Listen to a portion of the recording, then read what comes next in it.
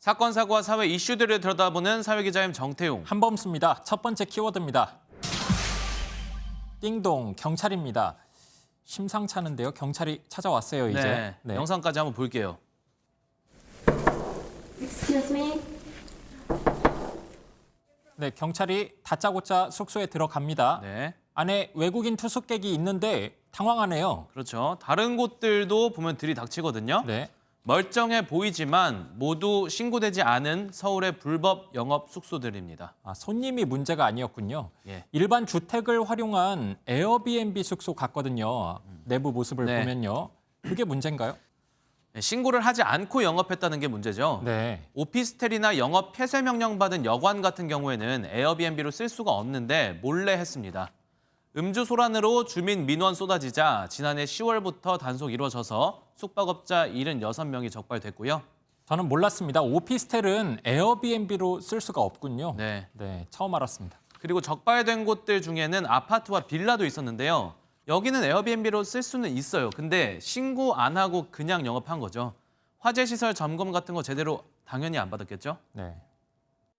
이런 신고 있어서 저희가 찾아가려고 하면 일단 문이 개방이 안 돼 있고 또 호스트하고 게스트하고도 메신저로만 왔다 갔다 하고 참 단속하기가 힘들고 이번에 걸린 곳 말고도 불법 에어비앤비 업소들이 꽤 많을 것 같단 말이죠. 저도 그렇게 생각합니다. 단속하나요? 그래서일까요?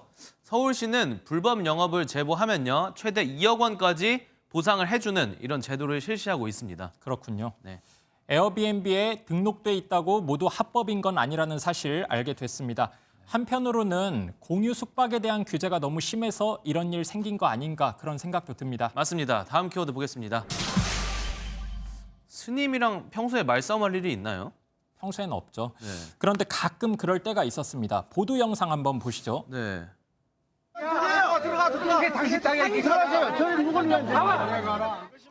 진짜 뭐 고성이 오가고 있어요. 말싸움하고 있죠. 예, 등산객들이 근데 철제문에 막혀서 못 가고 있는 것 같은데. 네, 저기가 사찰 땅입니다. 스님이 요금 받으려고 하는데 등산객들은 안 내겠다고 버팁니다. 그러다가 시비가 붙은 거죠. 네.